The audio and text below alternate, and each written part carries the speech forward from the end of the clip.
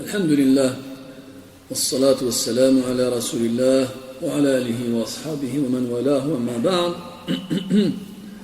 أيها الإخوة الكرام، نلتقي وإياكم في هذه الليلة المباركة، وليلتنا هذه هي الليلة 21 من شهر ربيع الأول لعام 40 و400 للهجرة، الموافقة 28 من شهر نوفمبر لعام 18 و2000 الميلادي. نستأنف قراءتنا ودراستنا لكتاب الإمام البخاري رحمه الله تعالى في الأدب المفرد، وقد افتتحنا في الدرس السابق قراءة الحديث 48 بعد 200، ونعيده من أوله إن شاء الله تعالى.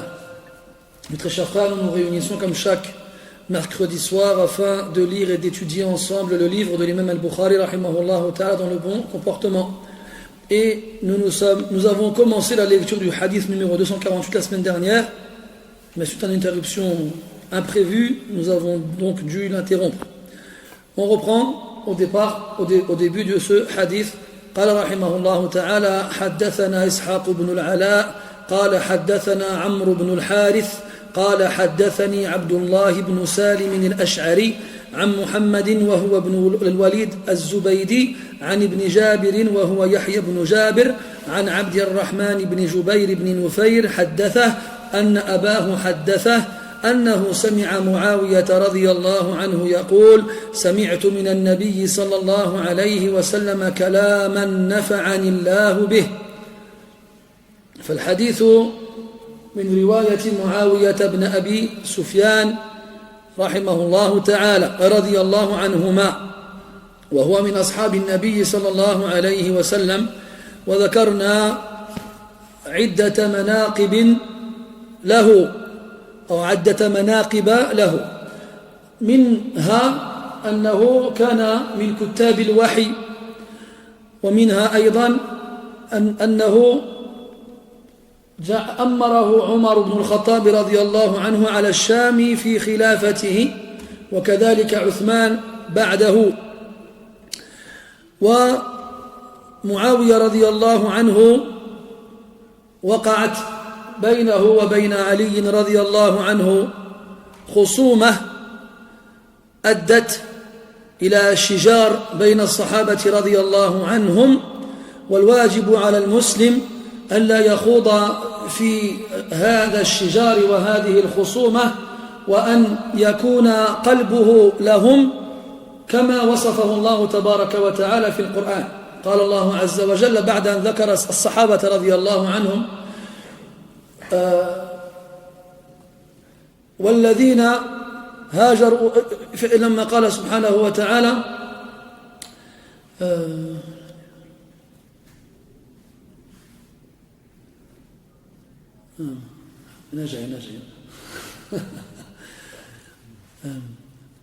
الذين أخرجوا من ديارهم وأموالهم يبتغون فضلا من الله ورضوانا وينصرون الله ورسوله أولئك هم الصادقون.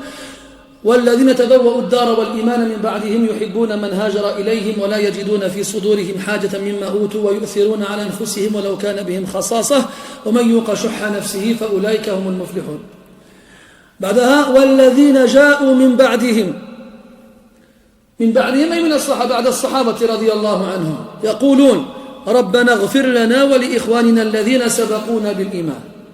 إخواننا الذين سبقونا بالإيمان هم أول من دخل هذا الدين، وهم أصحاب رسول الله صلى الله عليه وسلم ورضي الله عنهم. اغفر لنا ولإخواننا الذين سبقونا بالإيمان ولا تجعل في قلوبنا غلا للذين آمنوا. هذا دعاء الصادقين من المسلمين من بعد الصحابة رضي الله عنهم، يسألون الله عز وجل ألا يجعل في قلوبهم غلا، والغل هو الحقد والبغضاء والحسد والشحناء وكل ضغينة. لا ينبغي أن يستقر في قلب المسلم تجاه الصحابة رضي الله عنهم كلهم شيء من ذلك،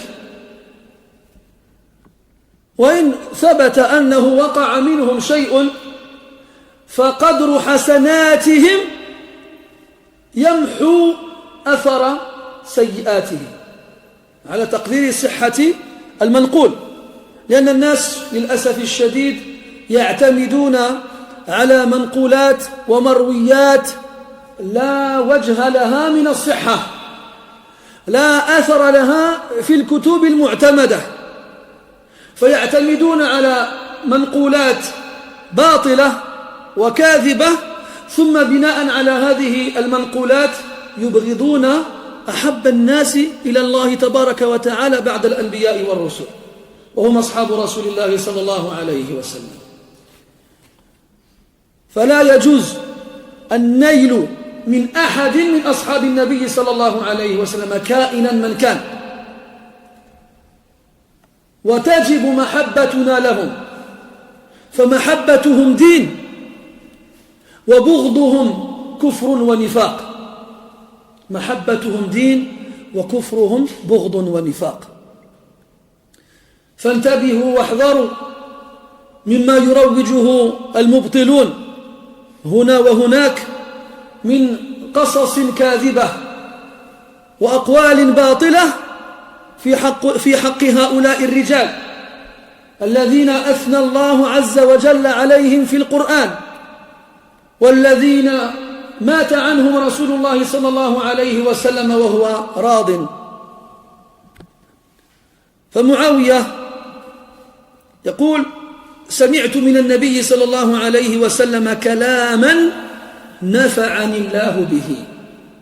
يقول ذلك عندما تولى الخلافة، وتولى معاوية الخلافة بعد الحسن، بعد وفاة علي رضي الله عنه، كان الذي سيتولى الخلافة الحسن ابنه رضي الله عنه، فآثر ترك الخلافة لأجل إطفاء نار الفتنة، وبذلك تحققت نبوة الرسول صلى الله عليه وسلم حين قال: إن ابني هذا سيد وسيصلح الله به بين فئتين عظيمتين من المسلمين. وصدق النبي صلى الله عليه وسلم. فلما تولى معاوية رضي الله عنه الخلافة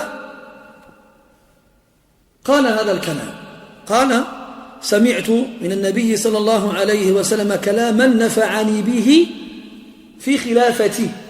وإلا فكلام النبي صلى الله عليه وسلم نافع للجميع في جميع الأحوال، فلماذا يخص معاوية ذلك الكلام بالنفع في حقه؟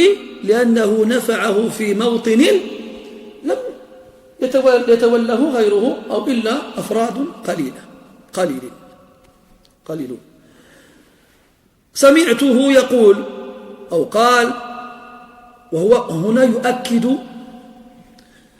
كيفية وصول الخبر إليه عن طريق السماع، يعني لم يتوسط بينه وبين الرسول أحد، وإنما أخذ ذلك الكلام من في النبي صلى الله عليه وسلم مباشرة من غير واسطة. قال: سمعت من النبي، ثم قال: سمعت رسول الله صلى الله عليه وسلم، أكد وكرر مرتين حتى لا يقول قائل إنما أخذه من غيره أو بينه وبين الرسول غيره، لا، أخذه مباشرة من فيه الشريف عليه الصلاة والسلام، وهذا يدل على القربة. قال: سمعت رسول الله صلى الله عليه وسلم يقول: إنك إذا اتبعت الريبة في الناس أفسدتهم. والريبة اختلف كلام العلماء والشراح في تعيين المراد بها، فمنهم من قال: الريبة عورات الناس التي لا يجوز كشفها، عورات الناس التي لا يجوز كشفها. وقد قال النبي صلى الله عليه وسلم: من ستر مسلما ستره الله تعالى في الدنيا والآخرة. ومنهم من قال أن الريبة شك مع تهمة، شك مع تهمة، بأنك تراقب الناس وتنظر فيهم وتلتمس فيهم ما يدعوك إلى أن تتهمهم، لكن تهمتك هذه ليست مبنية على يقين، وإنما هي مبنية على شك. تراه يلبس نوعا من اللباس فيخيل إليك أن هذا اللباس أغلى من أن يشتريه هذا، فتقول ربما في ذهنك لعله سرقة أو شيء من هذا القبيل مثلا. أو تراه يسوق سيارة فخمة ضخمة غالية جدا، وتعرف أن الرجل لا يعمل ولا مهنة له يتكسب بها المال الكافي حتى يشتري مثل هذه السيارة، فتشرع تتهمه بغير يقين، بالشك. نعم، هذا يدخل في التجسس. نعم، والتجسس أشد من هذا. يتجسس، يتتبع الآثار ويلتمس في الأشياء الخفية ويبحث عن العورات، والله عز وجل نهى عن ذلك في قوله تبارك وتعالى: ولا تجسسوا. إذن هذا فيه إشارة من النبي صلى الله عليه وسلم إذ وجه هذه الوصية إلى معاوية أنه سيصير أميرا، وفيه معجزة من معجزات النبي صلى الله عليه وسلم أنه أخبره ولم يزل حيا بين ظهور الناس عن طريق التلميح إلى التصريح أنه سيكون يوما من الدهر أميرا. وهكذا كان في خلافة عمر وفي خلافة عثمان، ثم بعد ذلك أصبح خليفة للمسلمين. قال: إنك إذا اتبعت الريبة في الناس أفسدتهم، لأنك إذا أظهرت للناس أنك لا تثق بهم وأنك تشك فيهم وأنك تتهمهم بغير بينة ولا برهان، دفعتهم إلى أن يرتكبوا ما تظن فيه. دفعتهم إلى أن يرتكبوا ما تظن فيه. فعلى الأمير خاصة وعلى الناس عامة أن يعفو بعضهم من بعض. ولو قدر أن الله كشف لك عورة أخيك في موطن لا يحب أن يظهر منه ذلك، فلا تذهب تفضحه، فلا تذهب لتفضحه. وقد جاء قصة طريفة عن عمر بن الخطاب رضي الله عنه في صحتها مقال، لكن لتعدد طرقها قد ترتقي إلى درجة الحسن. أن عمر بن الخطاب رضي الله عنه كما تعلمون كان يخرج ليلا في سكك المدينة يراقب أحوال الناس. ذات ليلة مر بجدار سمع وراءه صوت مغن، فتسور عمر الجدار فإذا برجل معه قارورة من خمر وبجنبه امرأة تغني له، فأخذ عمر رضي الله عنه يزجره من فوق الجدار: يا هذا يا خبيث، ماذا تصنع؟ ألا تدري أن ما تفعله حرام؟ فقال له الرجل في هدوء تام: وأنت يا أمير المؤمنين أليس الذي فعلته حرام؟ وقد فعلت واحدة وأنت فعلت ثلاثة. فقال عمر: كيف ذلك؟ قال: تجسست والله تعالى ينهى عن ذلك ولا تجسسوا، وتسورت الجدار والله تعالى ينهى عن ذلك، فقال عز وجل فأتوا البيوت من أبوابها ولا تأتوا البيوت من ظهورها. وقال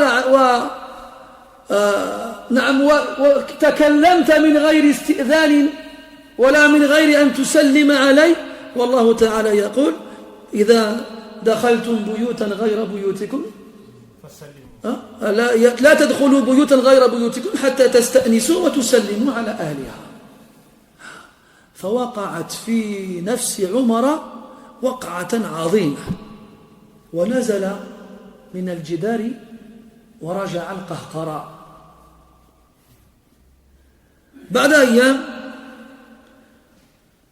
دخل الرجل في مجلس عمر رضي الله عنه، فرآه عمر من بعيد فناداه، فخشي الرجل أن يفضحه عمر أمام الناس، فقال له عمر: ما لي لم أرك في مجلسي هذا منذ أيام؟ فقال: يا أمير المؤمنين خشيت أن تعاتبني أمام الناس. فقال له: لا، لقد سترت عليك بشرط أن تستر علي، بشرط أن تستر علي. فعلى الأمير الذي يتولى أمر وشأن الناس أن يكون بهم حليما، وألا يتشدد في أمرهم، وألا يتتبع عوراتهم، وألا يلتمس عيوبهم، وألا يدفعهم إلى أن يرتكبوا الجرائم والآثام بسبب سوء ظنه فيهم. يقول معاوية أن هذا الكلام الذي سمعه من النبي صلى الله عليه وسلم نفعه كثيرا، فلما كان خليفة المسلمين كان مشهورا ومعروفا بالحلم، والحلم هو التجاوز عن الناس وعدم مؤاخذتهم بما فعلوا، فكان كثيرا ما يعفو عنهم ويستر عليهم. Donc dans le hadith numéro 248, Muawiyah radiyallahu anhu, qu'on surnommait Khalul Mu'minin. Pourquoi est-ce qu'on surnommait Muawiyah Khalul Mu'minin, l'oncle maternel des croyants? Man ya'rif?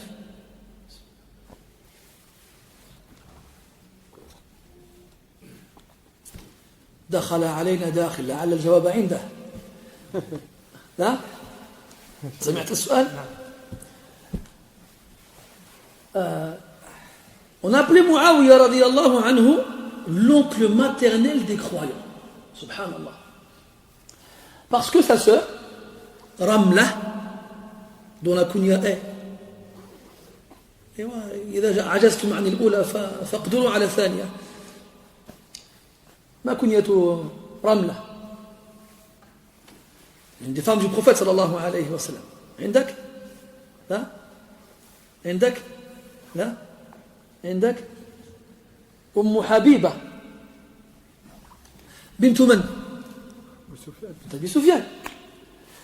إذن رملة أم حبيبة رضي الله عنها était l'épouse du prophète صلى الله عليه وسلم et la sœur de Muawiyah. Et à cause de ça, on appelait Muawiyah Khalul Mu'minin, parce que les femmes du prophète, on les appelle comment? Ummul Mu'minin.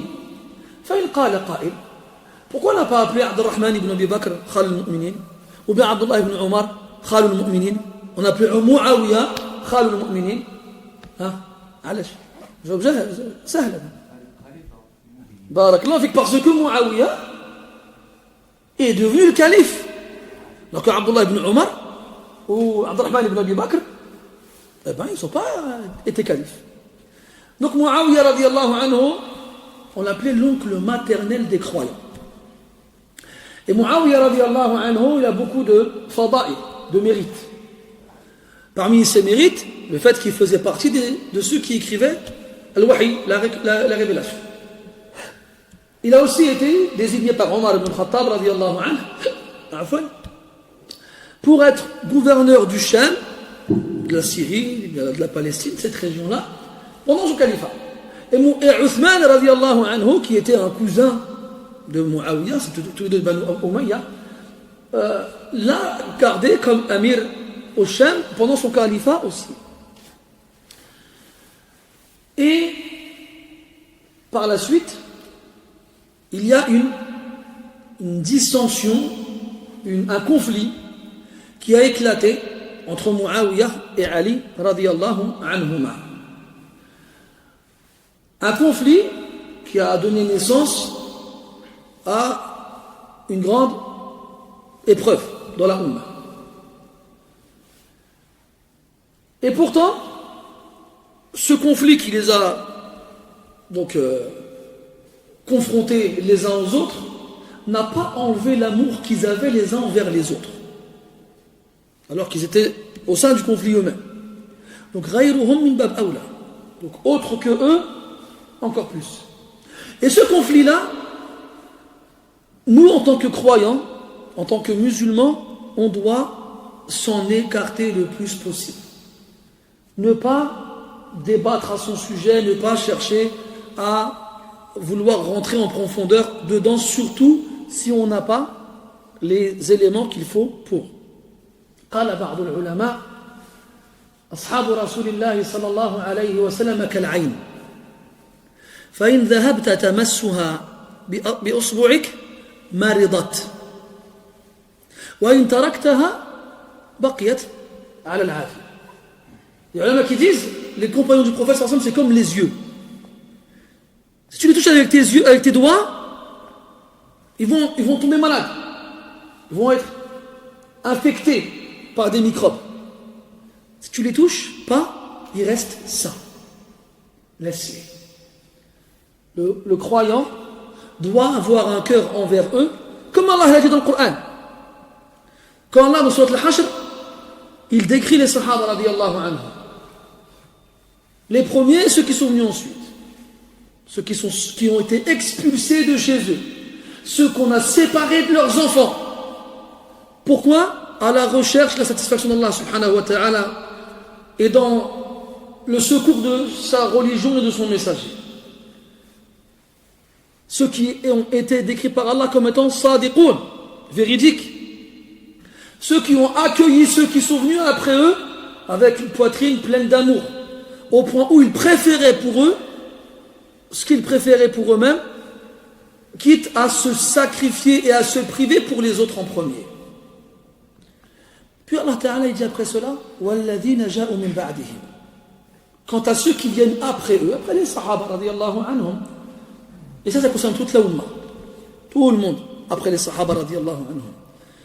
Ceux qui viennent après eux, qu'est-ce qu'ils disent? Rabbana, Ya Allah, nous, notre Seigneur, ighfir lana, pardonne-nous, wa li ikhwanina alladhina sabaquna bil iman. Ainsi qu'à nos frères qui nous ont devancés dans la foi. Alors, parce qu'ils se sont convertis avant. Ils se sont convertis au moment le plus dur et le plus difficile. وَلَا تَجْعَلْ فِي قُلُوبِنَا غِلًّا لِلَّذِينَ آمَنُوا. Et ne mets pas dans nos cœurs à l'égard de ceux qui ont cru du ghil. Le ghil, c'est tout ce qui est sentiment négatif dans le cœur. Rancune, rancœur, haine, méchanceté, jalousie ou autre. Tout ça, ça rentre dans le ghil. En gros, ça ne met rien de négatif à l'égard de l'adina amanu. N'oubliez pas qu'Allah il a dit à l'Arab qui se sont convertis à l'époque du prophète sallallahu alayhi wa sallam et qui ont dit amanna. Qu'est-ce qu'Allah leur a répondu? Lam tu'minu. Walakin qulu aslamna. Walamma yadkhul al-iman fi qulubikum. Oh, allez-y doucement. Vous venez de vous convertir, dites nous sommes soumis. Et la foi n'a pas encore pénétré vos cœurs. Ala wajhi al-kamal, kama kana hal as-sahaba radiyallahu anhum. De façon complète, comme c'était le cas des sahaba radiyallahu anhum. Eux, zulzilu, balaghatil qulub al-hanajir. Eux, ils ont été secoués. Wabtulu bala'an hasana. Ils ont été éprouvés de la meilleure façon. Et ils ont tenu. Eux, ils peuvent dire. Et c'est comme ça qu'Allah il est décrit. Lilladhina amanu. عائد إلى من؟ إلى الصحابة رضي الله عنهم. Envers les compagnons رضي الله عنهم. Et dans le Coran et dans la Sunna, il n'y a absolument aucun texte dans lequel Allah ou son messager retire ce statut d'un de ses compagnons. Il n'y en a pas. Il n'y a pas un texte qui nous dit Fulan, il ne sera plus une ashabi. Il y avait les munafiqoun de l'époque du prophète, eux, khalas, même pour que ça reste, après la mort du prophète, il a confié les noms à Hudayfa radiyallahu anhu.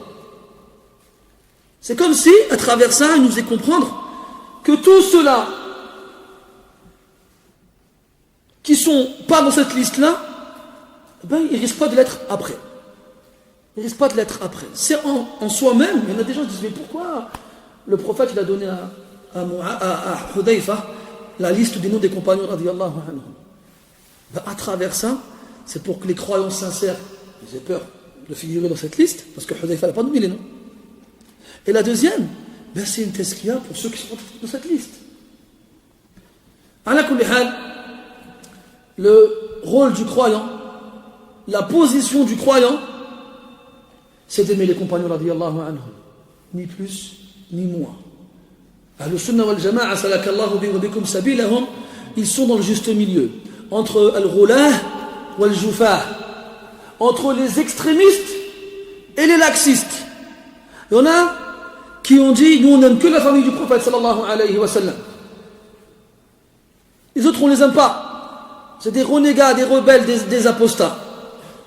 Il y en a qui ont dit on n'aime personne chez les compagnons du prophète, ni la famille du prophète ni les autres. Et ces deux groupes-là existaient très tôt dans la communauté. On a Rawafid qui ont dit Al-Bayt. C'est tout. Là, nous on aime Al-Bayt comme on aime les autres. Ils aiment tous. Ali, wa Fatima, wa Hassan, wa Hussein. D'ailleurs, pourquoi est-ce qu'ils ont exclu les femmes du prophète de Al-Bayt? Ala kulli hal, on les aime tous. Allah dit dans le Coran قُلْ لَا أَسْأَلُكُمْ عَلَيْهِ أَجْرًا إِلَّا الْمَوَدَّةَ فِي الْقُرْبَى. Chez le Qurba, Al-Bayt. Je ne vous demande aucune récompense si ce n'est l'amour envers les proches, la famille proche du prophète sallallahu alayhi wa sallam. ويقول النبي صلى الله عليه وسلم لا يحب عليا أو لا يبغض عليا إلا منافق. Ne déteste Ali qu'un hypocrite. ونحن نشهد الله عز وجل على محبة علي وفاطمة والحسن والحسين رضي الله عنهم أجمعين.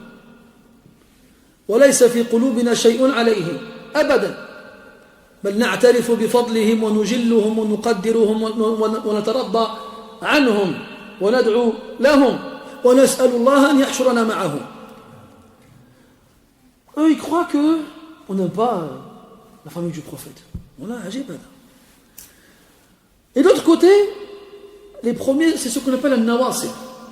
On avait le rawafid qui ont ralaou, qui ont exagéré dans le statut de la famille du prophète, jusqu'à les élever à un rang qu'ils n'atteignent pas, et à détester les autres. Et on a un nawasib. Nawasib, c'était le khawarij. Ceux qui ont voué une haine sont pareils à Ali, radiyallahu anhu, et qui ont été jusqu'à le tuer et à le combattre. Donc, roulou wa jafa, de l'exagération et de la dureté. L'exagération dans l'amour et de la dureté dans la haine. Ahlus Sunnah wasatun bayna tarafayn. Et Ahlus Sunnah, c'est un juste milieu entre deux extrêmes. On aime Ali et Fatima, et on reconnaît que Ali min ahli al-jannah wa min khiyari hadhihi al-ummah wa min al-khulafa ar-rashidin. Et on reconnaît que le Rasul lui a dit ala tuhibbu an takuna li bimanzilati Haruna min Musa. Subhanallah. Est-ce que tu aimerais être vis-à-vis de moi occuper la même position qu'a occupé Haroun par rapport à Moussa?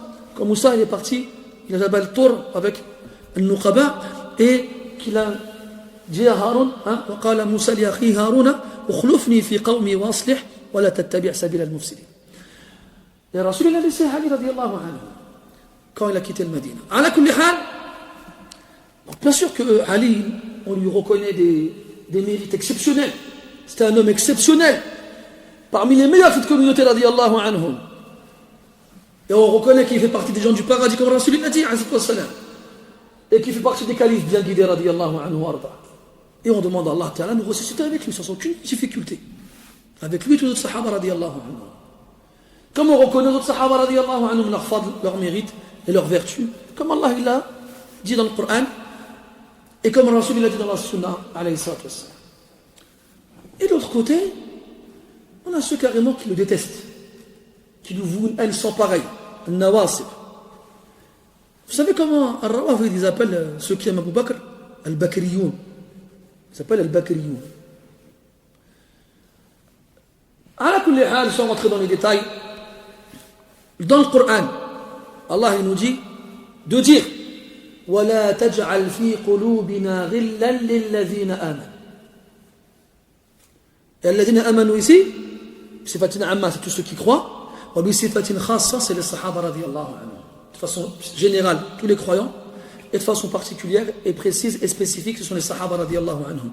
De la même façon où Allah Ta'ala dit فَإِنْ آمَنُوا بِمِثْلِ مَا آمَنْتُمْ بِهِ فَقَدْ اهْتَدَوْا. Comme quand Allah dit dans l'autre verset, s'ils croient, avec toute la Ummah, dans la même chose que ce en quoi vous croyez, les sahaba radiyallahu anhum, فَقَدْ اهْتَدَوْا. De la même façon où Allah Ta'ala dit وَيَتَّبِعْ غَيْرَ سَبِيلِ الْمُؤْمِنِينَ, et qui suit un autre chemin que celui des croyants, les sahaba radiyallahu anhum. De la même façon, Allah Ta'ala il dit وَالَّذِينَ اتَّبَعُوهُمْ بِإِحْسَانٍ, ceux qui les ont suivis de la meilleure façon. Les ont suivis qui? السابقون الأولون من المهاجرين والأنصار. C'est le Coran. Qu'est-ce qu'il y a de plus clair?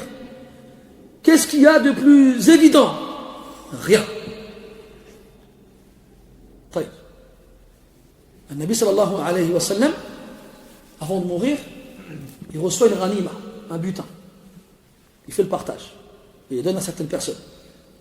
Il y avait un homme qu'on appelle Dhul Khuwaysira, celui qui a des hanches petites.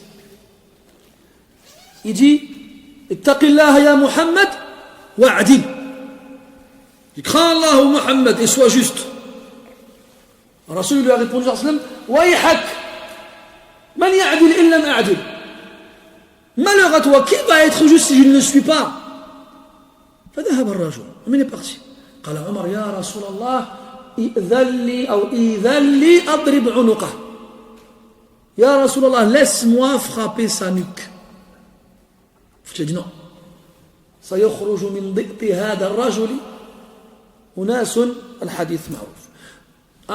Cet homme sortira de sa descendance des gens, vous connaissez le hadith. Ils liront le Coran, ça ne dépassera pas leur gorge. يحقر أحدكم صلاته مع صلاته وصيامه مع صيامه يمرقون من الدين كما يمرق السهم من الرمية. الحديث المشهور. Quand l'un d'entre vous comparera sa prière à la leur, il la trouvera insignifiante. Son jeûne au leur, insignifiant. Ils sortiront de la religion, ils quitteront la religion comme la flèche elle quitte l'arc lorsqu'elle est lancée. Le Nabi sallallahu alayhi wa sallam nous dit, cet homme-là, il nous le montre. Il dit, cet homme-là, il y a des gens qui vont sortir de lui, ils feront comme ça, ils feront comme ça. Pourquoi il n'a pas fait pareil avec Muawiyah? T'es là.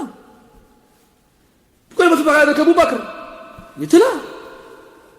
D'ailleurs, les dernières paroles du prophète avant de mourir, elles sont toutes quasiment pour Abu Bakr, radiyallahu anhu. Avant de mourir, il a dit, il n'y a pas quelqu'un qui nous a rendu un service et qui nous a aidés sans qu'on lui ait rendu l'appareil. Sauf Abu Bakr. C'est Allah qui va lui rendre ce qu'il nous a donné, c'est trop. Il a dit, il y avait plusieurs portes qui donnaient accès à la mosquée, fermez-les toutes, sauf celle d'Abu Bakr. Et dit à Abu Bakr de nous remplacer dans la direction de la prière. Et il est mort où le prophète? Dans la maison d'Aïcha. Ni dans celle de Hafsa, ni dans celle de Ramlan, ni dans celle de Zaynab, ni dans celle de Jouayriyah, ni dans celle de Safia, dans celle de Aïcha. Et Aïcha, c'est la fille de qui? La fille d'Abu Bakr. Et c'est qui le premier homme qui a vu le prophète mort, sallallahu alayhi wa sallam? C'est Abu Bakr. Et c'est qui le premier qui l'a touché, qui l'a embrassé quand il est mort? C'est Abu Bakr. Et c'est qui le premier qui a prié sur lui? C'est Abu Bakr. Et c'est qui le premier qui s'est occupé des affaires du prophète qui était en suspens à sa mort? C'est Abu Bakr. Ça ne vous suffit pas tout ça? Qu'est-ce qu'il vous faut de plus? Qu'est-ce qu'il vous faut de plus? على كل حال الله فماذا بعد الحق إلا الضلال ماذا بعد الحق إلا الضلال. C'est pour ça qu'en vrai في الحقيقة لا ينبغي أن تضييع الأوقات في مناقشة هؤلاء. En vrai, il ne faut pas perdre son temps à débattre avec ces gens-là. Moi, des fois, j'ai regardé, j'étais tellement dégoûté que je n'ai pas tenu 2 minutes. Zama, des débats entre des sunnites et des chiites. يا إخواني في آداب البحث والمناظرة الاتفاق على الأصول. Quand tu veux débattre avec quelqu'un, avant de rentrer dans le vif du sujet, il faut qu'on se mette d'accord sur des bases. Si on est d'accord sur ces bases, on débat. Si on n'est pas d'accord, on ne débat pas. Pas la peine. Leurs sources sont différentes des nôtres. Tout est différent chez eux. Tout. Tu peux leur dire Sahih al-Bukhari, ils disent on ne veut pas de Sahih al-Bukhari. Ils vont dire Al-Kafi, on ne veut pas de Al-Kafi. Comment on fait? Comment on fait? Tout ce qu'ils reprochent à Muawiyah ou aux autres, c'est dans des livres à eux, dans des hadiths à eux, qui n'ont aucune origine. Il n'y a aucun moyen de les vérifier. On veut bien, nous, bismillah, ramenez-nous vos hadiths, on va voir les rouah, les rapporteurs, mais il n'y a pas de rouat.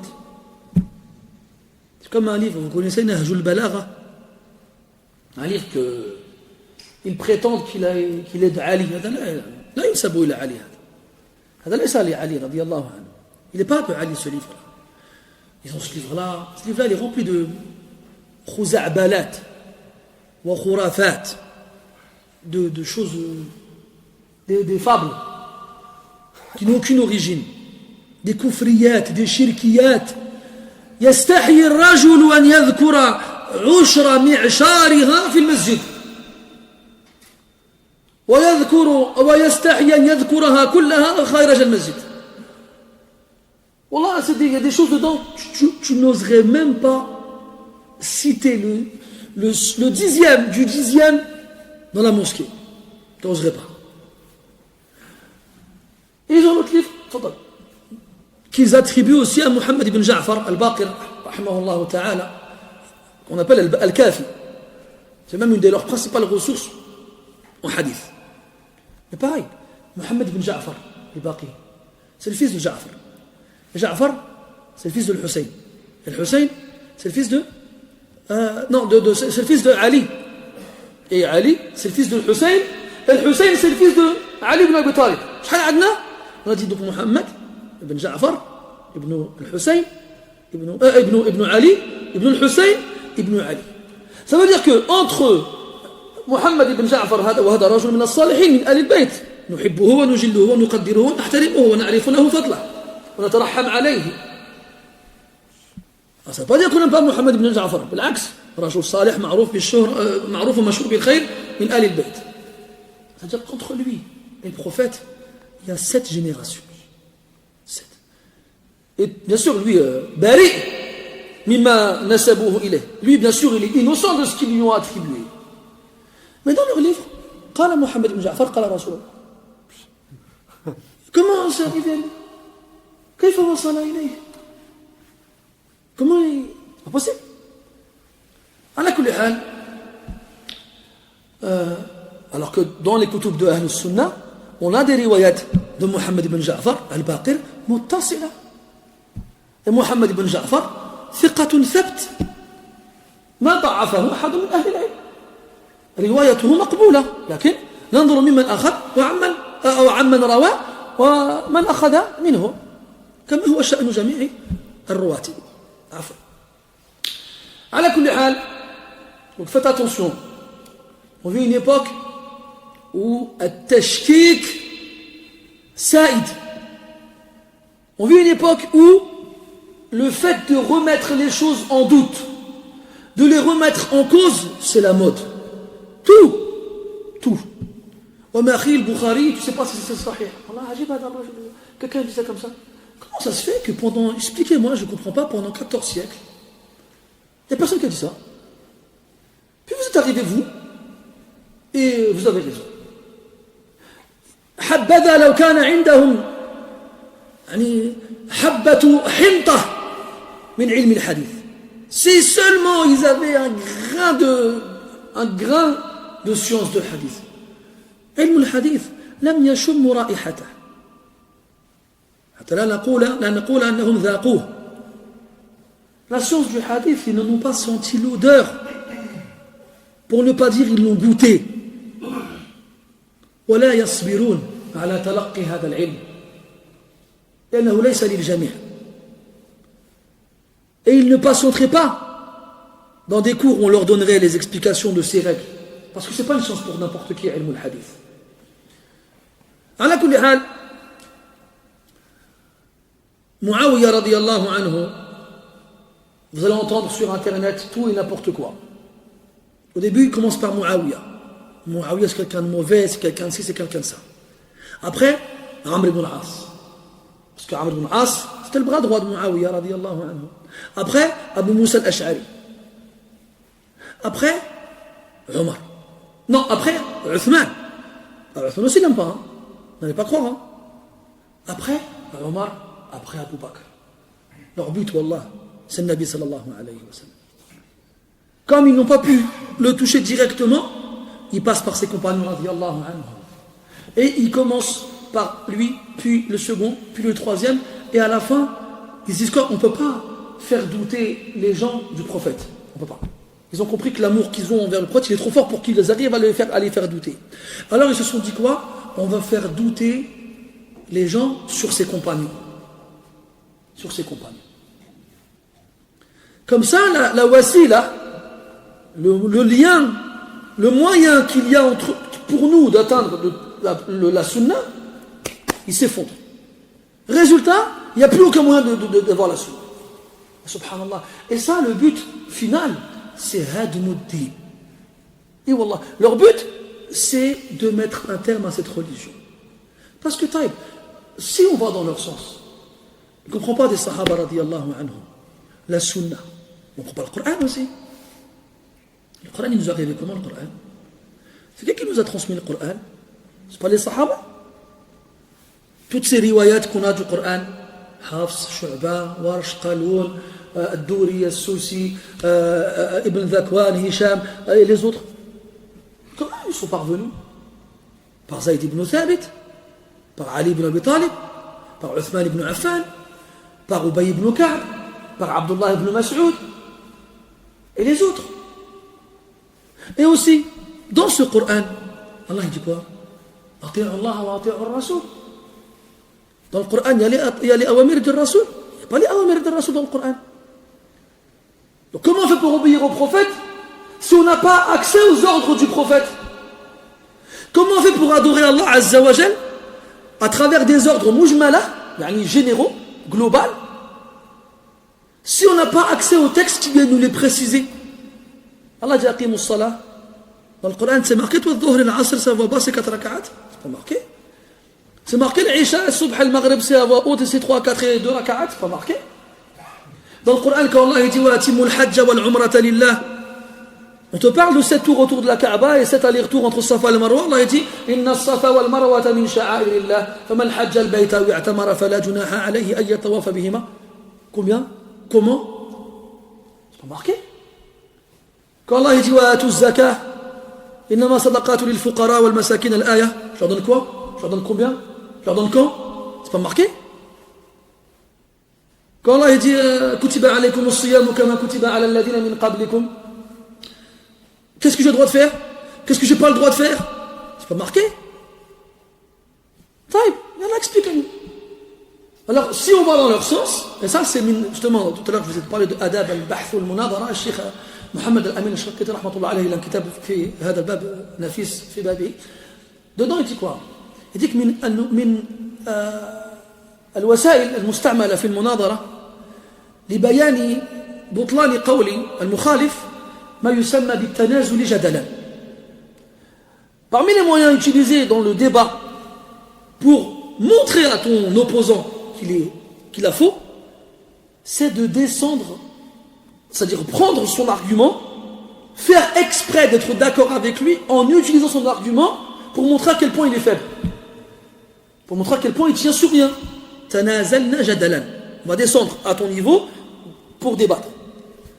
Donc, oui, d'accord, allez, supposons, vas-y, jadalan, on ne prend pas les sahaba.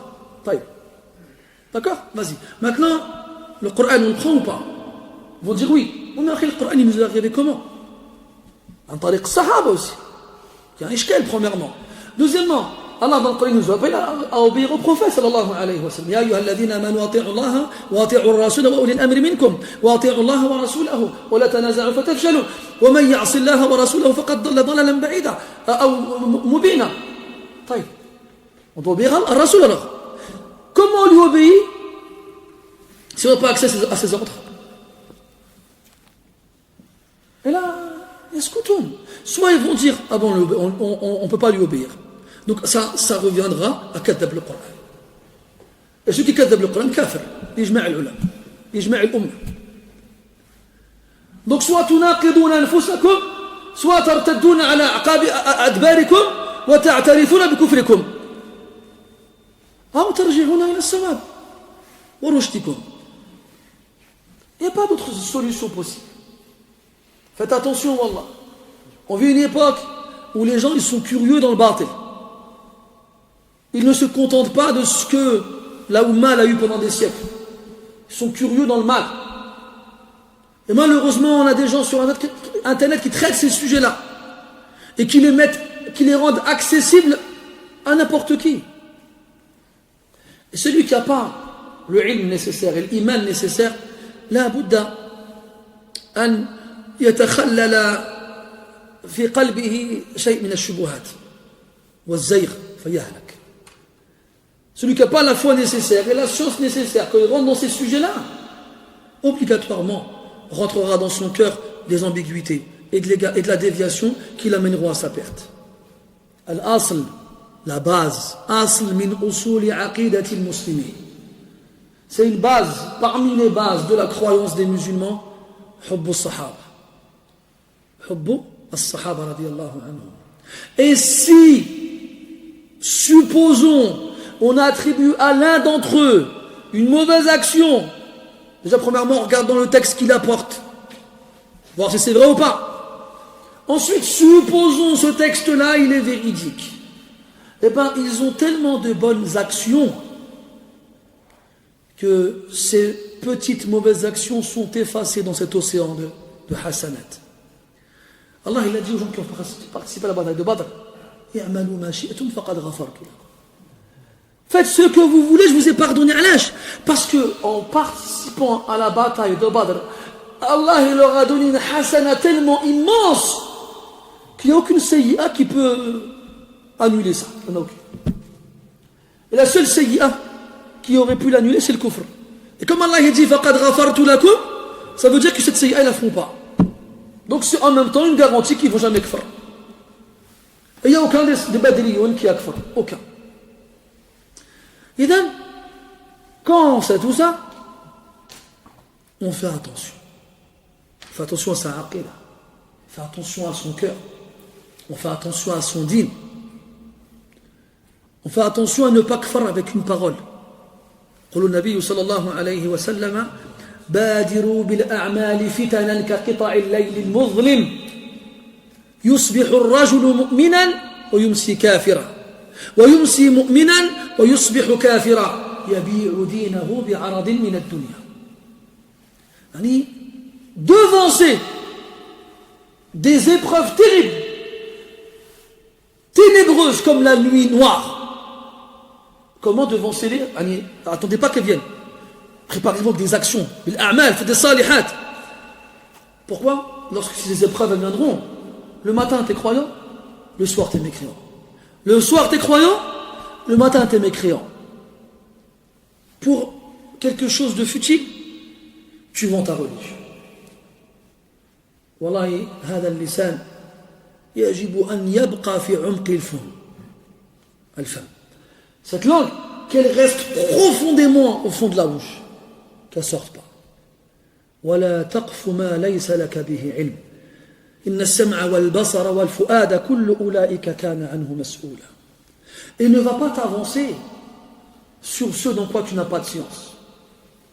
السمع, l'ouïe, البصر, la vue, wal fu'ad, le cœur, tout ça, tu seras interrogé dessus. On a été voir Aïcha radiyallahu anha. On lui a dit, inna thammata qawman yat'anuna fi sahabati rasulillahi sallallahu alayhi wa sallam. فسكتت ساعة ثم قالت هؤلاء يعني الصحابة رضي الله عنهم قوم أراد الله أن يجري عليهم حسناتهم وهم في قبورهم. On a été voir Aïcha radiallahu anha, on lui a dit, il y a des gens, ça c'est longtemps après la mort des compagnons de Sahaba, de Abu Bakr, Omar, Uthman, Ali. On lui a dit, Ya Ummah, il y a des gens qui parlent en mal des compagnons du prophète sallallahu alayhi wa sallam. Et à cette époque-là, de qui on parlait? De Muawiyah, de Amr ibn al-As, d'Abu Musa al-Ash'ari, de Ali ibn Abi Talib, de Uthman, de Omar ibn Bakr. Elle est restée silencieuse un instant, puis elle a dit, ceux-là, en parlant des compagnons du prophète sallallahu alayhi wa sallam, ce sont des gens à qui Allah a voulu qu'ils aient toujours des hasanat, même après leur mort, dans leur tombe. Mais tout, ils sont morts, ils œuvrent plus, mais ils ont toujours des hasanat. Tu te rends compte, toi? Tu fais le malin, tu vas sur YouTube, tu regardes 3-4 vidéos, après tu commences à parler sur Muawiyah, Amr et les autres. Tu arrives devant Allah, c'est pas ton voisin, ou ton copain, ou Fulan, ou Amr et Zayd, min al-nas qui va venir te voir au Qiyamah. C'est Muawiyah, c'est Amr ibn al-As, c'est Uthman, c'est Ali, c'est Abu Bakr, c'est Omar. Oh, choisis qui tu devras affronter le jour de la résurrection. Moi, je n'ai pas envie que ces gens-là et je les avoir contre moi. Ces gens-là, ils seront autour du prophète ce jour-là, comme ils étaient autour de lui, ici-bas. Il n'y a pas de doute. Et moi, si je les ai eux comme opposants, c'est que je ne serai pas dans le bon camp. Wal-iyadu billah. Fahdar ya akhi. Wahfad dinak. Fais attention. Et préserve ta religion. Dis-toi, là, tu es en train de jouer ta religion, là. Laysa al-amru bil-hayyin. C'est pas quelque chose de simple, de facile. C'est pas tu joues un billet de 10 euros, tu joues ta montre, tu joues tes chaussures. Tu joues ton din. فأمسك عليك لسانك وأعمر قلبك بمحبتهم وادعو لهم بالرضا والرضوان عسى الله تعالى أن يحشرك معهم. Retiens ta langue, remplis ton cœur de leur amour et invoque Allah Ta'ala en leur faveur pour qu'ils soient satisfaits d'eux. Peut-être que tu mériteras d'être ressuscité avec eux. Muawiyah radiyallahu anhu, il dit, j'ai entendu de la part du prophète sallallahu alayhi wa sallam une parole avec laquelle Allah Ta'ala m'a fait beaucoup profiter. Et là, il est important de préciser que Muawiyah radiyallahu anhu il a dit cette phrase-là alors qu'il était calife. Et Muawiyah est devenu calife. Après la mort de Ali radiyallahu anhu, qui a été assassiné froidement,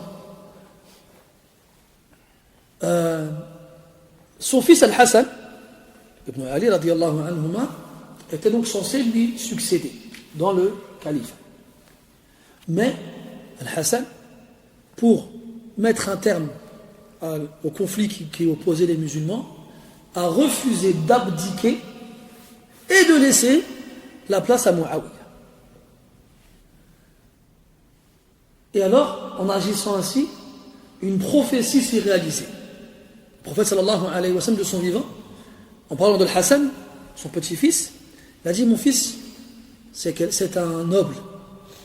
Allah Ta'ala réconciliera par sa personne entre deux grands groupes chez les musulmans. Par sa cause, une grande scission sera achevée. Et les musulmans se regrouperont. Et c'est donc ce qui s'est passé. Et après, donc, Muawiyah, il a occupé cette fonction et ce statut de calife. Et d'ailleurs, on dit de Muawiyah que c'est le premier roi des musulmans. Awalu muluk al-Islam. Le premier des rois des musulmans. Et comme Muawiyah radiyallahu anhu était calife, أجرى الله عز وجل خيرا كثيرا بين أو على يديه. Allah Ta'ala, pendant son califat, il a fait que de nombreuses bonnes choses pour la Oumma ont eu lieu.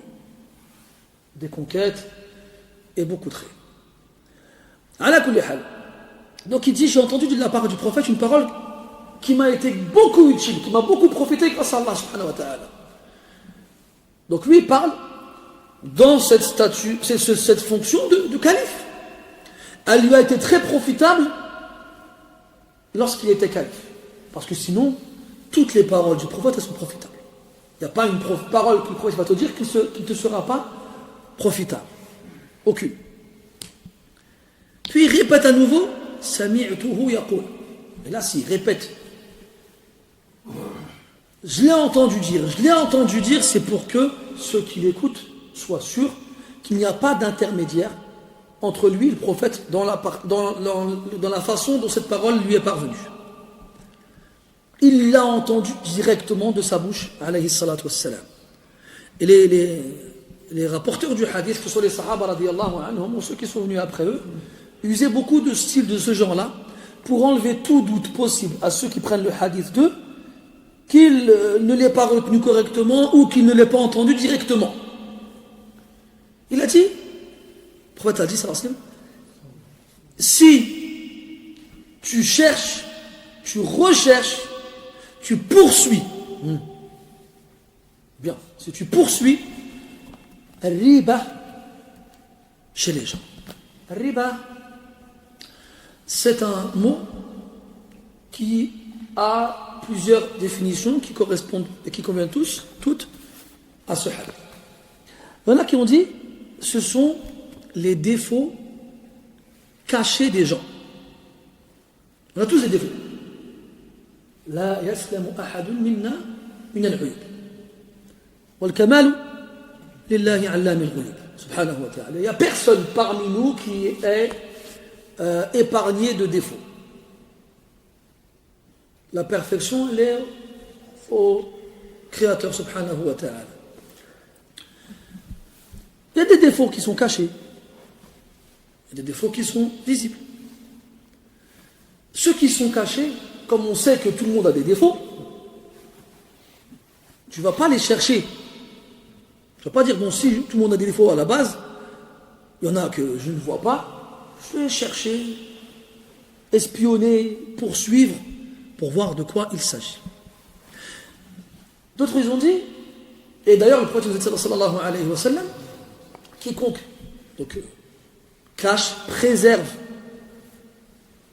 les défauts cachés d'un croyant, et bien Allah il cachera les siens le jour de la résurrection, le jour du jugement. Il ne les dévoilera pas aux gens ce jour-là. Et Ibn al-Jawzi rahmatullahi alayhi, له كلام جميل في صيد الخاطر إلى une belle parole à ce niveau-là. Il dit لولا ستر الله علينا لما وجد أحد ما يمدح به أحدا. Si Allah ne cachait pas nos défauts les uns aux autres, personne n'aurait trouvé le moyen de flatter quelqu'un. ثم قال ولما دفن بعضنا بعضا. Et personne n'aurait accepté d'enterrer quelqu'un. Je n'enterre pas, lui, t'es fou, t'as vu comment il est? Et on aurait refusé de s'enterrer les uns les autres.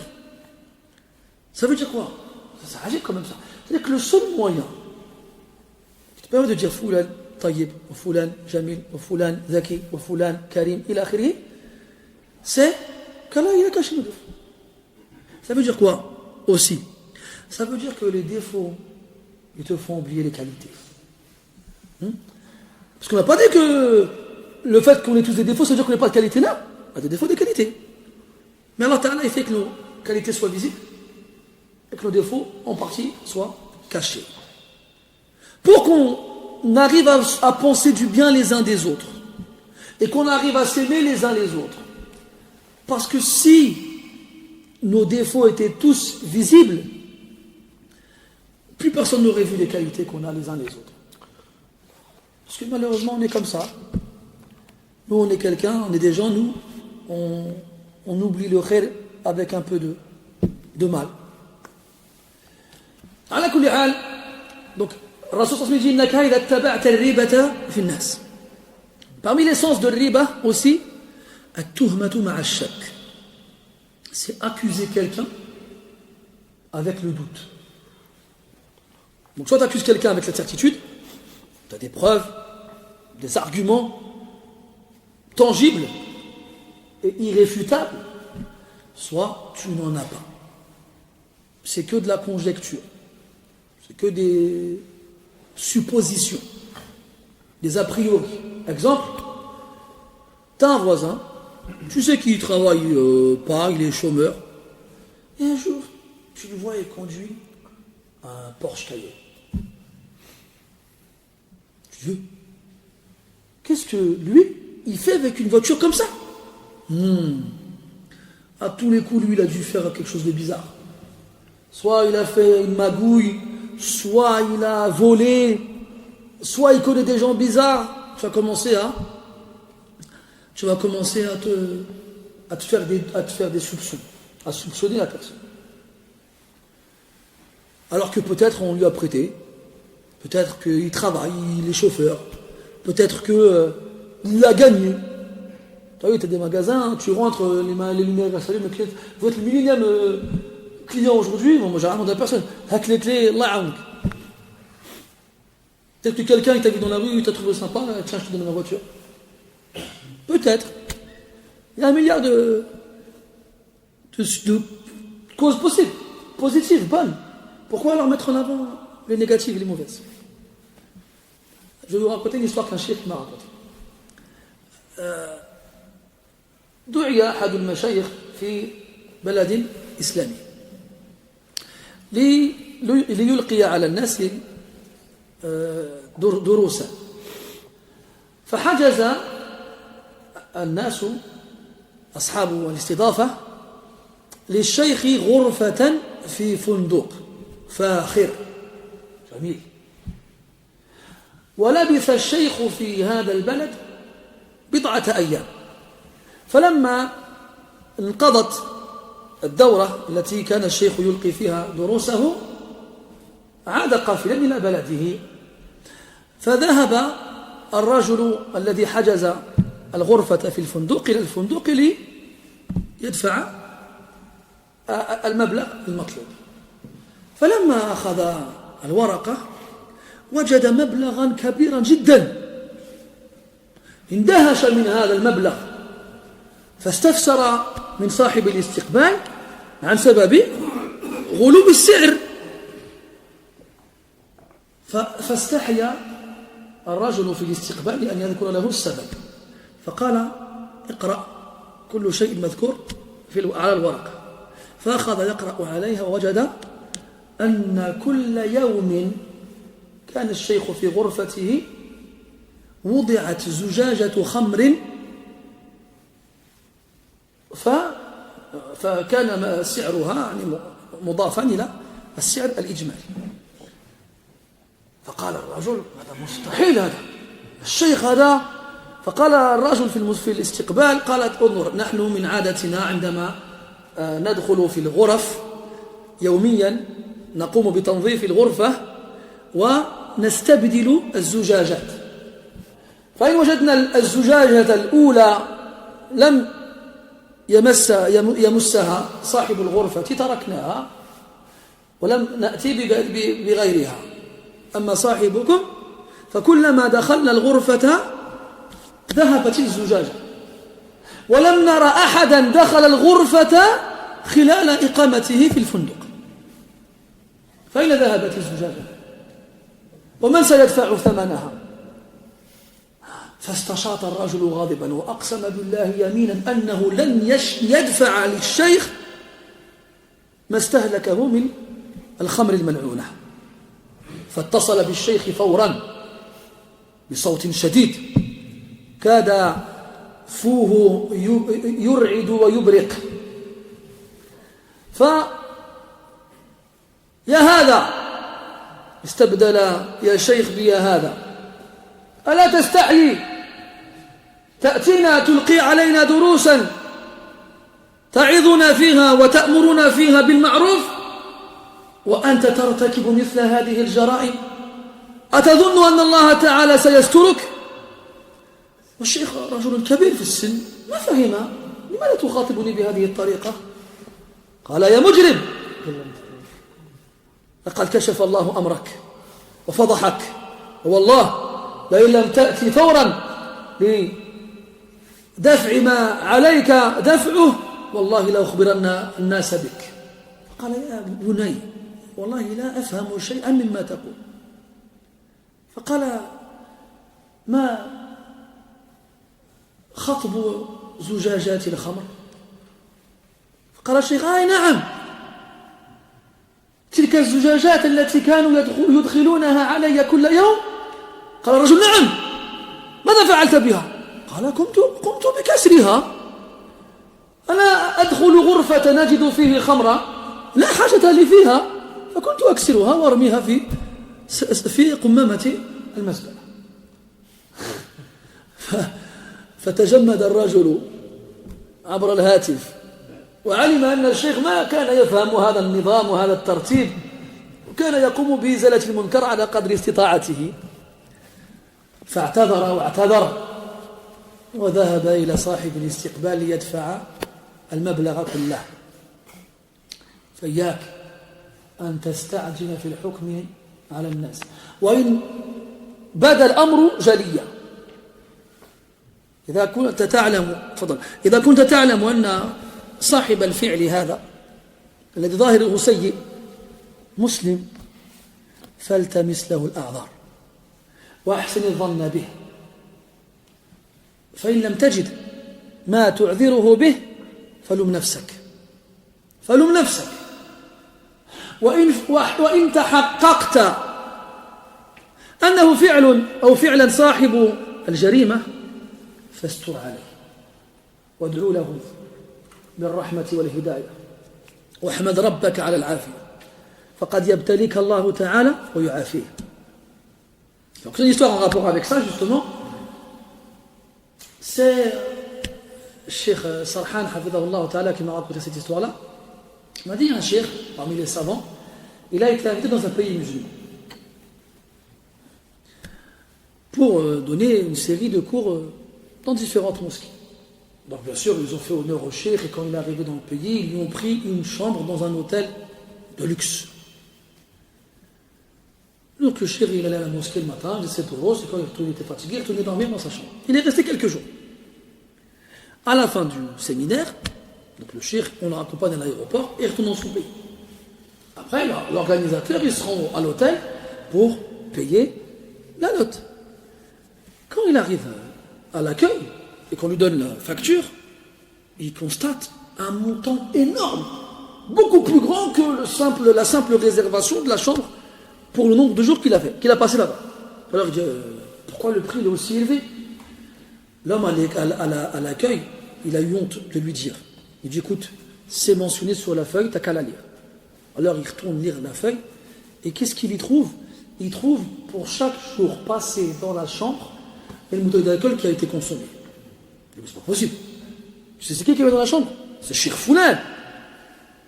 Je crois. Il dit écoute, l'accueil il y a le service de nettoyage de l'hôtel qui rentre dans les chambres tous les matins, change les draps, il a khiri.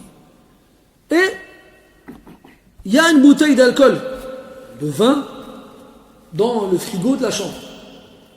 Nous on vient, on regarde, il n'y a plus de bouteille.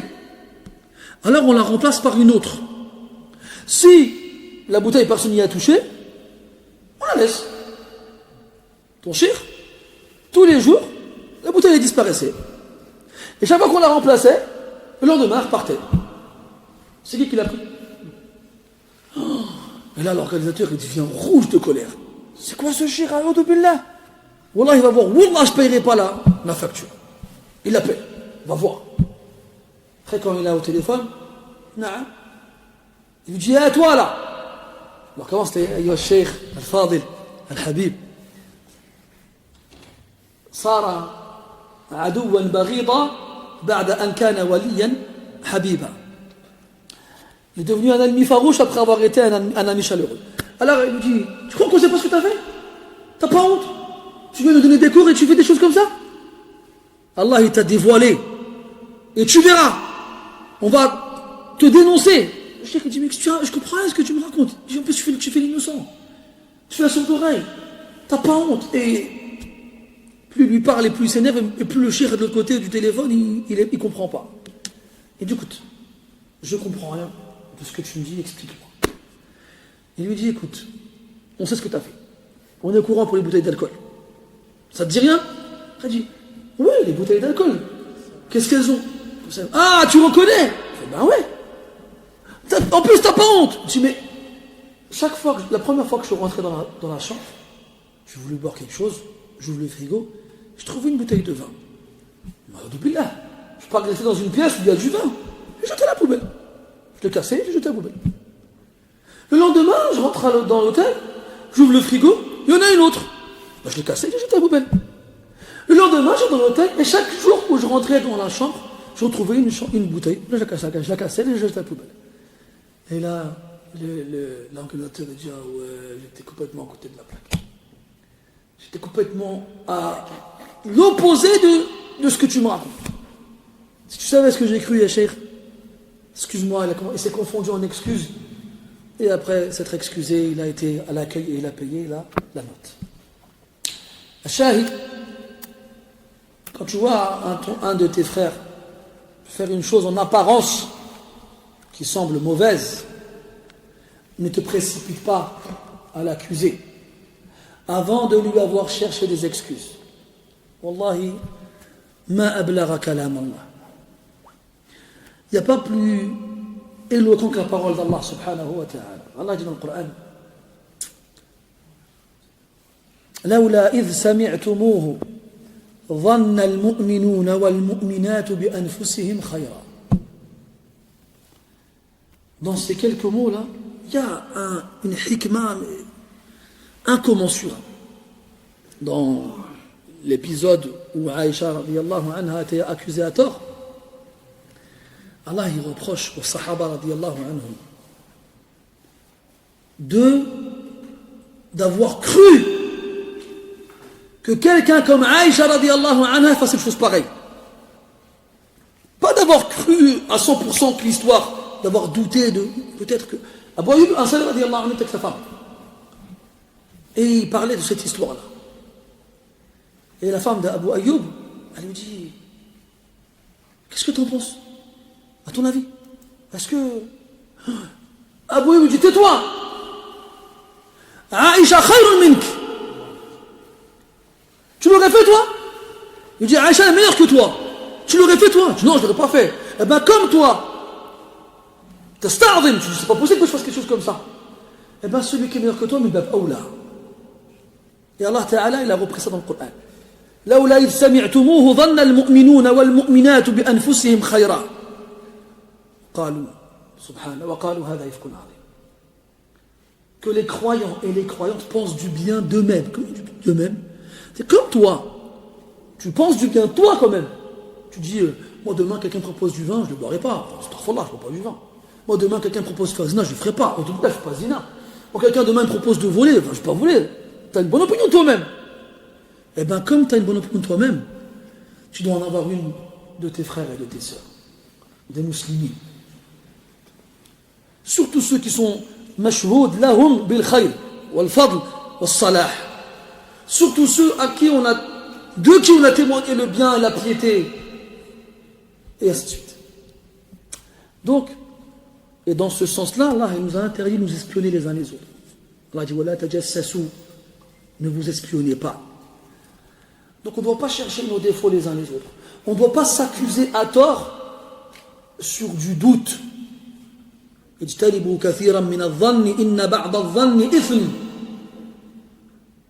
Éloignez-vous de beaucoup de soupçons. Car beaucoup de soupçons, c'est du péché. قال النبي صلى الله عليه وسلم اتقوا الظن فإن الظن أكذب الحديث. Craignez le soupçon, car le soupçon est la pire des paroles, la plus mensongère. Donc, aie une bonne opinion des autres. Et ne cherche pas à savoir ce qu'Allah il a caché d'eux. Ils ne cherchent pas à dévoiler leurs défauts. Allah, il dévoilera les tiens. يا معشر من آمن بلسانه ولم يدخل الإيمان في قلبه. Dans le hadith, Nabi sallallahu alayhi wa sallam s'adresse aux munafiqin, parce que ce sont les munafiqoul qui font ça, les hypocrites. Ô vous, dont la foi, qui avez cru avec vos langues, mais dont la foi n'a pas pénétré vos cœurs. Il leur dit, La tattabi'u awarati al-muslimin. Ne cherchez pas les défauts cachés des musulmans. La tattabi'u, les poursuivez pas, les recherchez pas. Fa inna man tatabba'a awarati al-muslimin tatabba'a Allahu awratah. Wa man tatabba'a Allahu awratah fadahahu walau fi juhri ou fi jawfi bayti. Et celui qui recherche les défauts cachés des croyants, Allah Ta'ala, il recherchera les siens. Et celui à qui Allah il recherche les siens, il le dévoilera, même s'il est terré au fond de sa maison. Et même s'il se cache, il ferme les fenêtres, il ferme les portes, il éteint la lumière, et bien Allah il va le fdah. As'alullah an yu'idana min al-fadihati al-kubra. Donc, laissez les gens tranquilles. Même Omar ibn al-Khattab, radiallahu anhu, le qissa qu'on rapporte de lui, il y a des choses à dire au niveau de son authenticité. Cependant, elle a plusieurs voix, ce qui indique qu'elle a une origine. Comme quoi, Omar, radiallahu anhu, une nuit, toutes les nuits, comme vous le savez, il faisait la ronde, il tournait dans les rues de Médine, et il se renseignait sur la condition de vie des gens à Médine. Une fois qu'il passe près d'une maison, il entend quelqu'un chanter. Alors il fait quoi? Il escalade le mur. Il y a un mur qui les séparait. Il escalade le mur et il jette un œil à l'intérieur et voit un homme allongé avec une bouteille de vin à côté de lui et une femme qui chante pour lui. Et là, Omar il se met à crier, « Ya Khabith, détestable personne, ou mauvaise personne, tu n'as pas honte? Ne sais-tu pas que ce que tu fais c'est haram? Qu'Allah il interdit cela ?» Alors, l'homme, il lui répond avec un calme, comme on dit, olympien. On dit comme ça, un calme olympien. Il lui répond, commandeur des croyants, si tu me reproches d'avoir fait une chose qu'Allah il a interdite, eh bien toi tu en as fait 3. Moi, je dis, comment ça? Il dit, tu as espionné. Et Allah il a interdit. Voilà, t'as dit, tu as escaladé mon mur. Et la piété n'est pas d'atteindre les demeures par en haut. Et Allah il interdit. Et tu m'as interpellé sans même me passer le salam. Et Allah il dit, ne rentrez pas dans une maison qui n'est pas la vôtre avant de demander la permission et de saluer ses occupants. Et là, Omar, il redescend son mur. Et il part. J'ai bien fait le truc, non? Ouais, non. Alors il retourne. Plusieurs jours il passe. Et Omar, vous savez, il a une assise générale où il accueille les gens. Il a remarqué que cet homme-là, il ne venait plus aux ses assises. Les jours il passe, et un jour, l'homme il arrive. Omar il le voit, de sa vue perçante, il l'appelle, viens. Et l'homme il devient pâle. Il a fait comme si Omar il n'avait pas vu Omar. Omar il a compris. Alors il lui dit de venir. T'inquiète pas. Quand l'homme il arrive, Omar lui dit, pourquoi tu t'es absenté de mon assise pendant tous ces jours-là? C'est vraiment que je ne t'ai pas vu. Il dit, combien de croyants, j'ai eu peur que tu me dévoiles aux gens et que les gens ils m'accueillent d'une mauvaise façon. Il lui a dit, toi tu as dit quelque chose de ce que j'ai fait? Moi j'ai rien dit. Mais dire quoi? Tu caches ce que j'ai fait, tu caches ce que j'ai fait, et moi je cache ce que tu as fait. Et quand Omar a dit ça à l'homme a dit, Wallahi ya Amir al-Mu'minin, lan arji a'uda ilayha abada.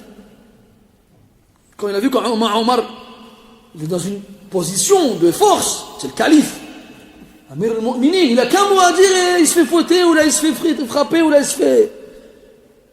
Et après toute sa vie, il aura une réputation détruite. Qu'un mot à dire. Et lui, s'il dit Omar il a fait, qui va le croire? C'est calme, toi tu bois de l'alcool, d'où tu parles toi sur Omar, toi? Personne ne va le croire. Sakran, la shahadata lah, maqboula. L'ivrogne, depuis quand ce témoignage est accepté? Omar, c'est min al-khulafa, min al-mubashirin bil jannah, min al-salihin, al-atqiya. Personne ne va te croire. Avec un mot à dire. Quand on a vu le comportement de Omar, on dit écoute, moi j'ai rien dit. Toi t'as rien dit, on reste comme ça. Subhanallah. Il a dit wallah, je prends Allah à témoin que plus jamais je ne boirai de l'alcool.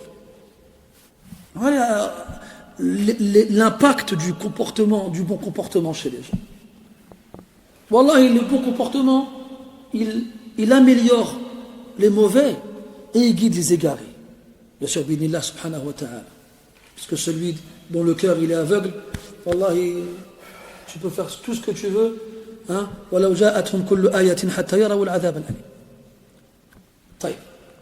Alors, on revient à Muawiyah, radiyallahu anhu, il dit إِنَّكَ إِذَا اتَّبَعْتَ الرِّيبَةَ فِي النَّاسِ. Donc on va dire riba, soit c'est de dévoiler, chercher les défauts cachés des gens, soit c'est de les accuser dans le doute. Parmi les moyens d'affirmer le doute, c'est quand on colporte des informations sur les autres, sans savoir d'où elles viennent. Sanad musalsal bil majahil. Une chaîne de transmission dont chaque maillon de la chaîne sont des inconnus. La première des choses, le premier réflexe que tu dois avoir, quand quelqu'un va te voir et te dit, à ce qui paraît, Foulan, il a dit ça, il a fait ça. Da'aka min à ce qui paraît. Man akhbarak. Laisse-moi aller à ce qui paraît. Qui t'a informé? T'as vu, on est rempli de. Non, t'as vu, j'ai pas envie de parler. T'as pas envie de parler? Ben ferme-la dès le départ. Il est marrant, lui, quand tu lui as fait face au pied, au pied du mur, ça y est, j'ai pas envie de parler. Non, c'est au départ qu'il fallait pas parler. Foulan il dit, Foulan il fait, à ce qui paraît. Non, ça y est, t'as mis les pieds dedans, ça y est, khlas. Va jusqu'au bout. Qui t'a informé? Sammou lana rijal. Nommez-nous vos hommes, vos rapporteurs. Non, mais akhi, j'ai pas envie de parler. Voilà, j'ai pas. Il suffit à l'homme, comme mensonge, de rapporter tout ce qu'il entend. Voilà, j'ai pas. Des hadiths, c'est les premiers hadiths dans Sahih Muslim. Ça te prouve à quel point nous, les livres de hadith, ça nous passe au-dessus de la tête, ça ne nous intéresse pas, nous. Kitab Sunnah.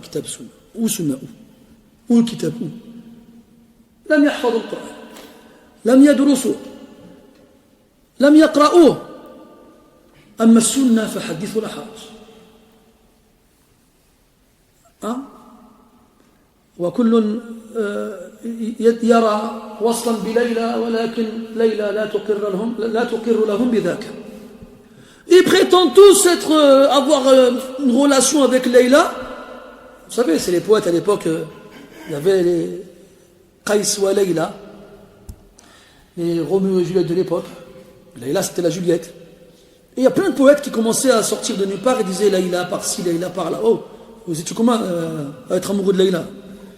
Et tous ils disaient non, c'est moi le Roméo de Leïla, c'est moi le Qais de Leïla.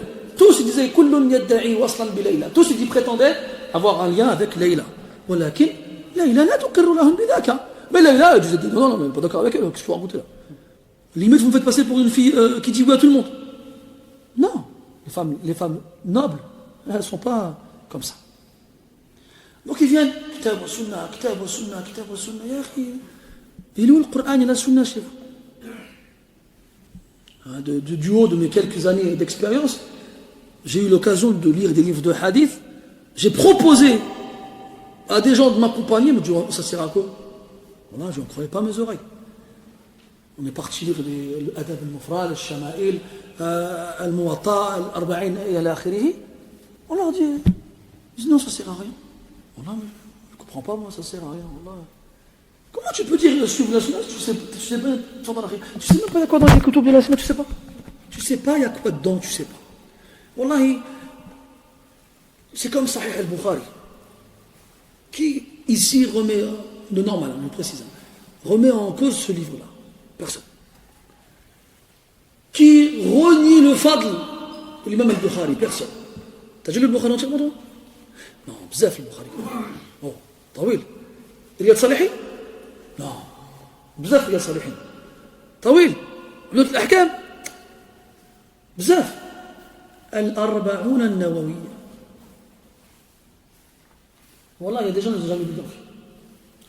Jamais. Après, tu viens, tu me dis, Sunna. Subhanallah. على كل حال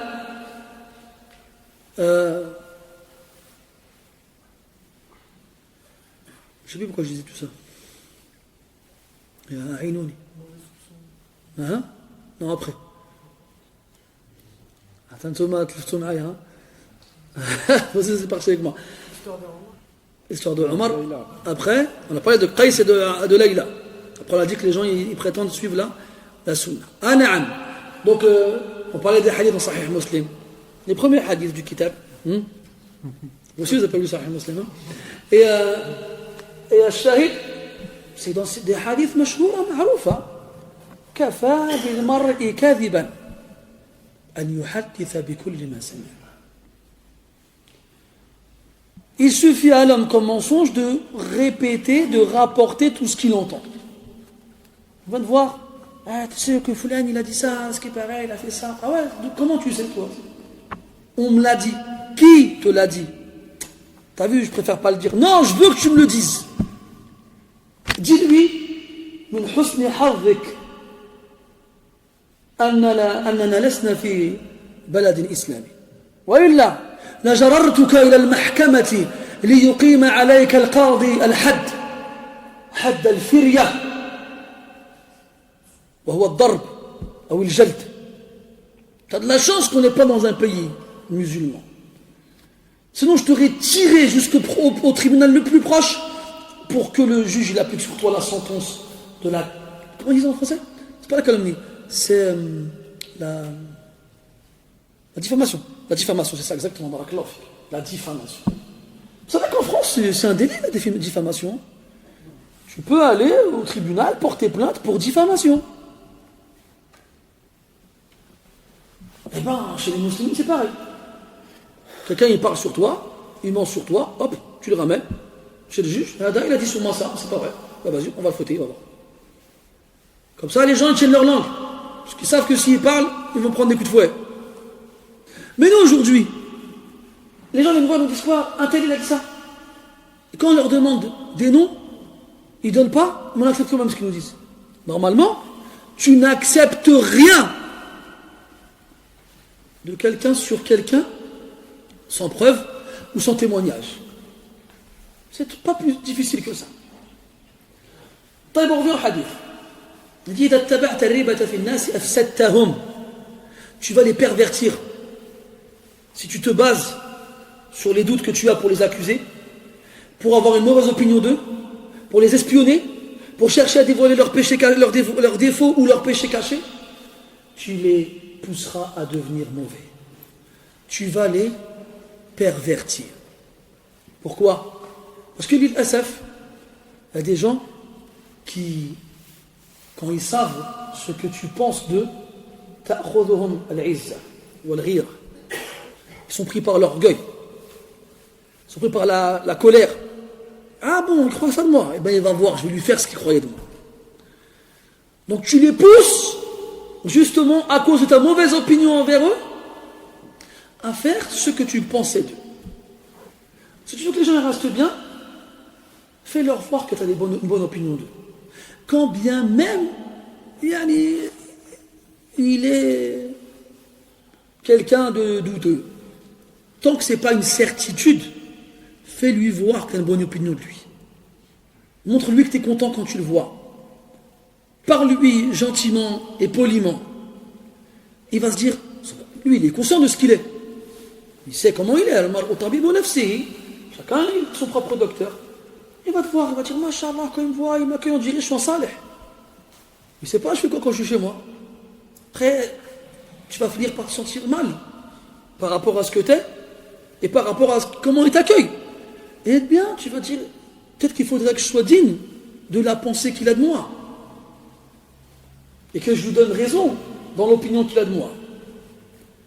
Eh ben dans ce sens, comme ce sens-là il fonctionne, eh ben il fonctionne dans l'autre. Si les gens ils voient que tu as une mauvaise opinion d'eux, tu penses mal d'eux, tu les accuses à tort, tu as des doutes sur eux, des soupçons, tu les espionnes, tu cherches à savoir ce qu'ils font, eh ben tu vas les pousser à faire le mal. فإني لا أتبع الريبة فيهم فأفسدهم. Et Muawiyah radiyallahu anhu était connu pour le hilm. Le hilm en français, il traduit par l'indulgence. C'est le plus proche. Parce que le hilm, c'est le fait de fermer les yeux sur la mauvaise chose et de ne pas punir celui qui l'a accompli alors qu'on peut le faire. Et Muawiyah était connu pour le hilm. C'est quelqu'un qui fermait les yeux beaucoup. Il y a même aussi ce qu'on appelle le taraful. Le taraful, c'est faire exprès de ne pas être au courant. Tu le sais, mais tu fais comme s'il n'y avait rien. Il n'y a rien. Je ne sais pas si ça vous est arrivé. Moi, ça m'est déjà arrivé, sans le vouloir. Hein. J'ai surpris quelqu'un en train de fumer. Et ce quelqu'un, il se cache pour fumer. Il ne veut pas qu'on sache qu'il fume. Et donc j'ai surpris. Et lui, de sa réaction, j'ai compris qu'il pensait que je l'avais surpris justement. Salam wa rahmatullahi wa barakatuh. Alors pour ne pas le mettre mal à l'aise, d'ailleurs je suis mal à l'aise en cette histoire-là, j'aurais dû la faire au mabni lil majhoul, mais ça y est, c'est ce qui est fait. Alors j'ai fait comme si j'avais rien vu. Quand j'ai vu son mal-être, j'ai compris qu'il ne voulait pas qu'on le voie faire ça. Donc ce n'est pas un péché dont il est fier. Sinon il le ferait devant tout le monde et il s'en ficherait que les gens le voient. Et qu'il tient à ce que je garde une bonne opinion de lui. Alors j'ai fait comme si j'avais rien vu. Après, ne prenez pas mon histoire comme exemple, hein, c'est une anecdote ni plus ni moins. Mais ce qu'il faut garder en tête, par rapport au Coran, par rapport à la Sunna et par rapport au adab que le musulman doit avoir, c'est quand tu vois les gens faire des mauvaises choses. Il y a deux catégories. Al-mujahir bil-ma'asiyah wal-ladhi yakhtafi. Et celui qui s'exhibe, qu'est-ce qu'il y a? Se montre aux gens. Je bois de l'alcool, je fume n'importe quoi, je vais avec les femmes et je vais ici et je fais ça. هذا لا يستحي. هذا لا غيبة فيه. Celui-là, là, qui se vante de ses méfaits, lui, il n'a même pas de hurma, il n'a même pas de médisance. Tu peux pas aller sur lui, parce qu'il ne se cache même pas de ce qu'il fait. نعم وبحسب قدر السيئة وبحسب معرفة الشخص بما يفعله. يعني إذا ارتكب فعلا وقد يكون جاهلا بالحكم لا نتسرع، نذهب إليه ونقول لا تعلم أن هذا الفعل غير جائز، لأن الكبيرة هذا لا يعذر الناس في جهلها. أما ما هو دون ذلك فقد يعذرون في جهله. على كل حال، donc التغافل مطلوب. C'est comme si tu n'es pas au courant. Quand il se cache, quand tu le surprends et tu vois qu'il est mal à l'aise, هذا فيه خير. هذا فيه خير. Même si tu l'as vu, على المعصية, sur le péché, le fait qu'il ait montré qu'il était mal à l'aise, lorsque tu l'as vu, ça prouve qu'il y a du bien en lui. Le haya, la pudeur. Celui qui ne se cache pas, la hurmata lahu. Il n'y a pas de hurma. Ada, tu peux dire, regarde, t'as vu ce qu'il fait, Foulan? Parce qu'il ne se cache pas. Donc là, on te demande de ne pas de pas les suivre, de ne pas les poursuivre, de ne pas les espionner, de ne pas les chercher. Et si soudfatan, sans le vouloir, c'est arrivé, tu l'as vu, et tu as vu, t'as jamais il s'est, comment on dit, il s'est immobilisé. Comment? Tétanisé, naam. Alors tu sens que lui, il ne voulait pas qu'on le voit. Donc, là, mazal fi khayr. Donc, uskut. Donc, tais-toi. et demande à Allah de lui pardonner, et demande à Allah de le guider, et remercie Allah de t'avoir épargné. Parce que tu ne sais pas. Parce que peut-être qu'Allah il va l'épargner lui, et il va t'éprouver toi. Ne pense même pas être meilleur que lui. Là, remercie Allah. Wallahi, لم تجتنب هذه المعصية إلا لأن الله تعالى وفقك لذلك. ولولا توفيقه لكنت مثله. Par Allah, tu n'aurais pas pu éviter ce péché si Allah ne t'avait pas permis de le faire. Et si Allah ne t'avait pas autorisé, et pas permis, tu serais comme lui. La hawla laka wa la quwwa illa billah. Cette phrase-là, wallah, quand on la réfléchit bien, elle est exceptionnelle. Et tu comprends à quel point c'est un des trésors du paradis. T'as rien, tu fais rien, tu n'es rien. C'est Allah Ta'ala. Le fadlu alayka awalan wa akhir. Qui a la grâce sur toi au début et à la fin. Alhamdulillahi alladhi hadana li hada wa ma kunna linahtadiya lawla an hadana Allah. C'est la première des phrases que les gens du paradis diront en s'installant au paradis. Que soit loué celui qui nous a guidés vers cela, et nous n'aurions pas pu être guidés vers le paradis si Allah ne nous avait pas guidés. Ils auraient pu dire, ça y est, on a réussi, on est les meilleurs, on est au paradis. Non, on dit, wallah, si Allah ne nous avait pas guidés, on ne serait pas là. Ils reconnaissent le fadl d'Allah subhanahu wa ta'ala. Abdullah ibn Rawaha radiyallahu anhu, qu'est-ce qu'il dit dans la poésie quand il construisait la mosquée du prophète? Ama wallahi lawla Allah lama ihtadayna wala saddaqna wala tasaddaqna wala sallayna. Par Allah, sans Allah, nous n'aurions pas été guidés. Ni nous aurions fait l'aumône, ni nous n'aurions prié. Et wallah. T'es à la mosquée là? T'es venu avec tes deux pieds, ta voiture, t'as eu l'intention de venir? T'as rien fait.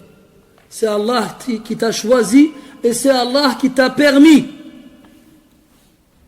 Comme il a choisi que toi tu sois là, il a choisi que ceux qui ne sont pas là, ils soient ailleurs. C'est Allah qui choisit. C'est Allah qui veut. وَرَبُّكَ يَخْلُقُ مَا يَشَاءُ وَيَخْتَارُ وَمَا تَشَاءُونَ إِلَّا أَن يَشَاءَ اللَّهُ رَبُّ الْعَالَمِينَ. Toi tu suis. Tu n'as aucun pouvoir. Celui qui dit Ana, c'est le début de la fin. C'est moi, je suis venu à la mosquée. C'est moi, je fais la prière.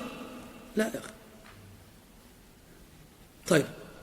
Donc ne pousse pas les gens à devenir mauvais à cause de la mauvaise opinion que tu as envers eux. Et Muawiyah radiyallahu anhu, il nous dit bien que ce conseil du prophète lui a été très profitable alors qu'il était calife. Donc toute personne qui est amenée à exercer une autorité sur les autres, qu'il prenne ce conseil-là. Quand tu es amené à devoir être proche des gens, à côtoyer beaucoup de gens, aie une bonne opinion d'eux.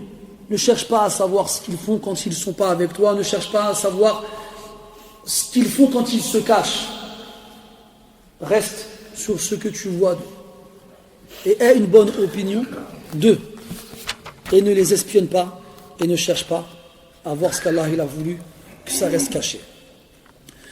قال رحمه الله حدثنا محمد بن عبيد الله قال حدثنا حاتم عن معاوية بن أبي مزرد عن أبيه قال سمعت أبا هريرة رضي الله عنه يقول سمع أذني هاتان وبصر عيني هاتان رسول الله صلى الله عليه وسلم أخذ بيديه جميعا بكفي الحسن أو الحسين صلوات الله عليهما. تكلمنا عن وجود مثل هذه العبارات في هذه الكتب وقلنا أنها من تصرفات بعض النساخ وليست من كلام الرواة لعدم وجودها في النسخ الأصلية. إذن قال أخذ بيديه جميعا بكفي الحسن أو الحسين الشك من الراوي وتحققت في الروايات الأخر أن المراد هو الحسن.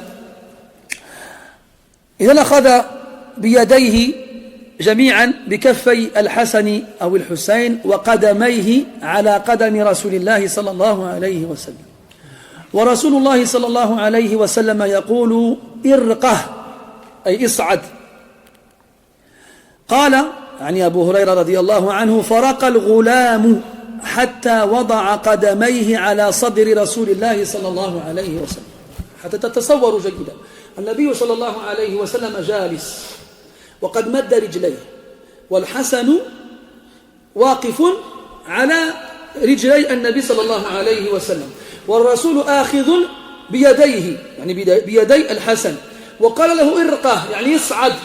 فكان الحسن يضع قدمه الواحدة تلو الأخرى كلما قال له الرسول ارقه اصعد، حتى وضع قدما هنا وأخرى هنا وأخرى هنا حتى صعد على صدر النبي صلى الله عليه وسلم، والرسول يمسك بيديه. فلما ثم قال رسول الله صلى الله عليه وسلم افتح فاك، ويخاطب الغلام افتح فاك يعني افتح فمك. وفاك من الأسماء الخمسة تعرب بالحروف دون الحركات، فيرفع بالواو وينصب بالألف ويخفض بالياء. أحسنت. إلا في بعض لغات العرب فيبنى على الألف دائما. قال أحدهم إن أباها وأبا أباها بلغ في المجد غايتها. طيب، افتح فاك ثم قبله، فتح الحسن فاه فقبله النبي صلى الله عليه وسلم في فيه. وجاء في بعض الروايات أن الرسول أدخل يعني شفتيه داخل فم الحسن وقبله. والنبي صلى الله عليه وسلم كان يقبل أولاده، وهذه العادة لم تكن معروفة عند العرب في ذلك الزمان. وقد أتينا بحديث يدل على ذلك في الشمائل، حيث جالس أحد الأعراب النبي صلى الله عليه وسلم فرآه يقبل أحد أولاده، فاستغرب وتعجب، قال تقبلون صبيانكم؟ أنا عندي 10 من الأولاد ما قبلت واحدا منهم. وقال النبي صلى الله عليه وسلم أو أملك شيئا إن نزع الله الرحمة من قلوبكم؟ فالرسول صلى الله عليه وسلم كان يداعب ويلاعب الأطفال ويقبل أولاده عليه الصلاة والسلام. وهذا ثم قال اللهم أحبه فإني أحبه. وهذا الحديث له روايات كما أسلفنا، يشدها عن أبي هريرة رضي الله عنه، يقول في إحدى الروايات أنه زاد على هذا الدعاء اللهم إني أحبه فأحبه وأحب من يحبه.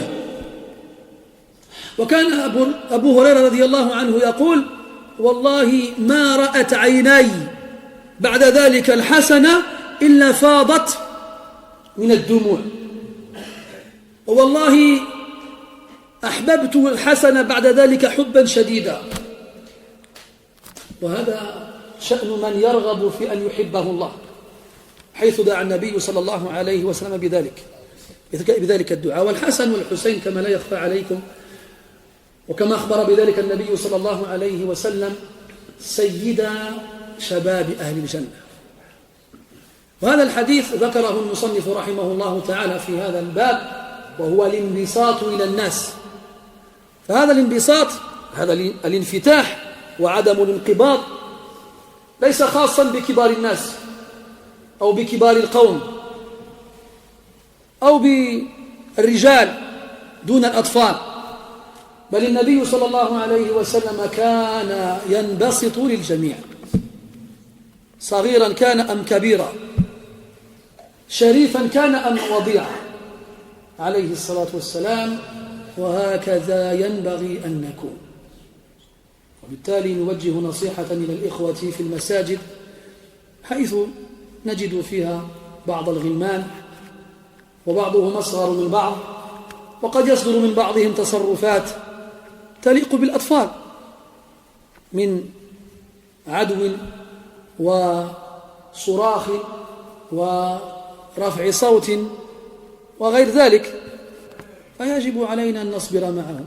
وإذا أردنا ننصح الآباء والمسؤولين إما أن نترك الأمر إلى المسؤولين وإما أن نتلطف معهم بالتي هي أحسن، فإن الله يعطي بالرفق ما لا يعطي بالعنف.